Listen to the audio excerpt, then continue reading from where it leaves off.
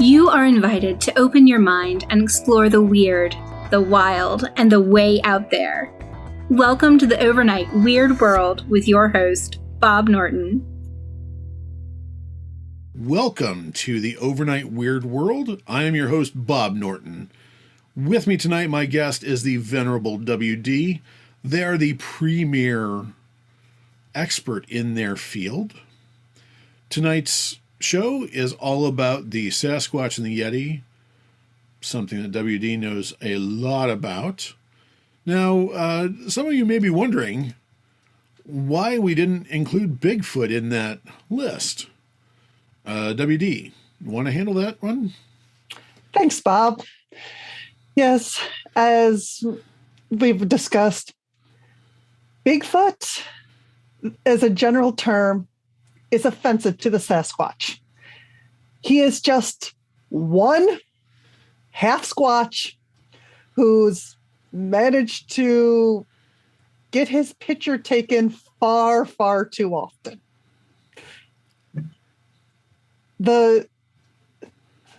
He is not part of the greater Sasquatch community and should not be seen as the icon for the species. So you say he's a half Squatch. What Yes. is his other What is his other half? Dare I ask? Because I'm not sure I really want. This is generally a family-friendly show. Just a reminder. Well, as you're where all the reports say he's extremely tall. That comes from his half Yeti side. Wait, you're telling me that Bigfoot, is that even his real name, or is that just what he's called? It's just what the locals started calling him, and he just went with it. Okay, so Bigfoot is half Sasquatch, half Yeti. Well, so what are the differences? I mean, you are the expert. What is the difference between a Sasquatch and a Yeti? Well, Bob, the Sasquatch are very community-oriented, very in tune with nature, and are only found in the deepest of woods where they have their family units and community. The Yeti are very singular. Viewers, if you ever find yourself in the mountains and you think you've seen a Yeti, do not approach. Yeti usually only come out and encounter others during mating season. It's not advised. That sounds... Yeah, let's leave it at that. Yeah. All right. That's fair. We do have our first caller on the line. Our first caller is from Ennis, North Carolina. Caller, you're on the air. Hi, Bob. Sorry, Mr. Norton. My name is Jim, and I'm calling from, thank you, Bob. As you said, yes, calling from Ennis, North Carolina. We don't have any Sasquatches around here, but we do have Nobby. Are they similar at all, as I have not talked to him very much? WD? Absolutely. Navi is just one of the residents of North Carolina, part of the Sasquatch community. Maybe more of an isolated, might be a smaller family unit, but Nabi's not the only Sasquatch who doesn't live in the northwest of Canada. So what you're saying is Nabe could actually be multiple different Sasquatches. Is that the correct term? Very possibly. It all depends on how lucky the Sasquatch have been at being unnoticed. Wow. Well, thank you. That answers all my questions. Thank you very much, caller. We really appreciate We appreciate it. And have a good night.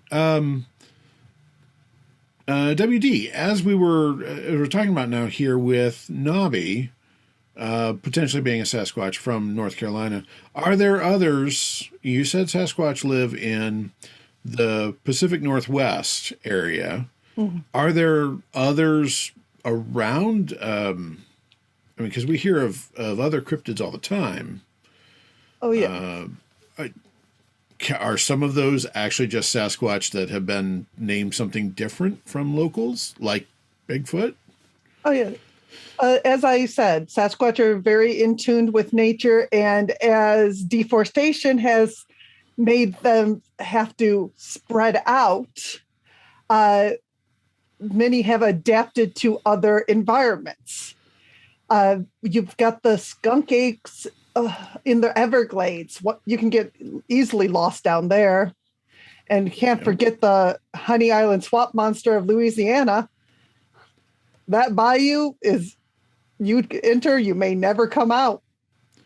I didn't realize that the Honey Island swamp monster was actually a Sasquatch thing. That's news to me. Are there any others that you know of in North Carolina? Nobby's in North Carolina. In North America, is there any others? Well, there are numerous, but probably the most famous would be the Momo of Missouri. That's a very, very wooded area around there, and there's easily a community found in Missouri. Fair enough. Anything else? So we know that Sasquatch lives generally in the Pacific Northwest, although they are all over, sounds like North America. Where are the Yeti found? And where are they found? And what do Yeti look like? I mean, we know that Sasquatch are generally pretty tall and hairy, but what do the Yeti look like? Although they are tall and hairy, they are not extremely tall. Most Sasquatch could pass for a human in height. They're a tall human.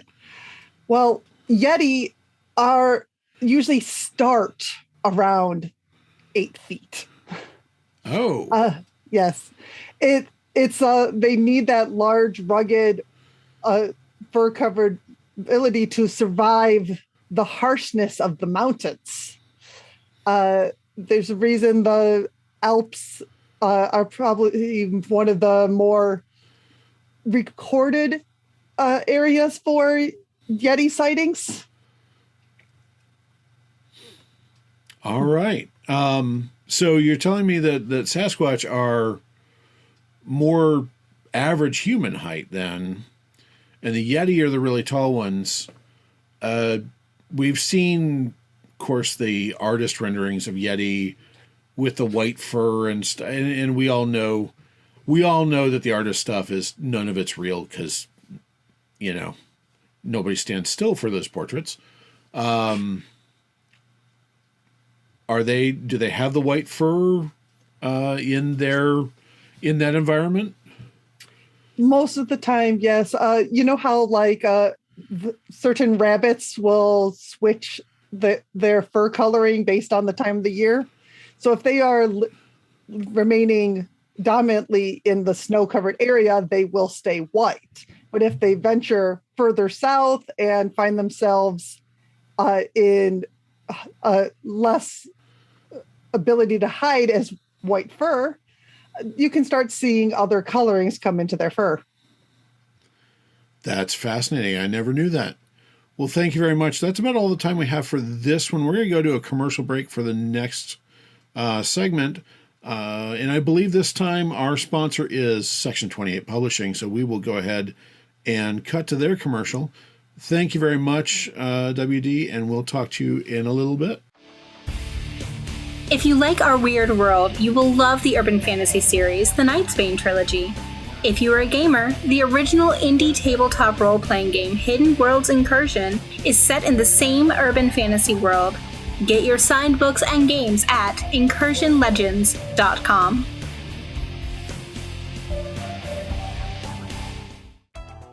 Thank you for joining us on this weird excursion into reality. Want to have your questions read on air or jump to the front of the line and talk with Bob and his experts live? Sign up at incursionlegends.com. And remember, Owies, sometimes the truth hurts.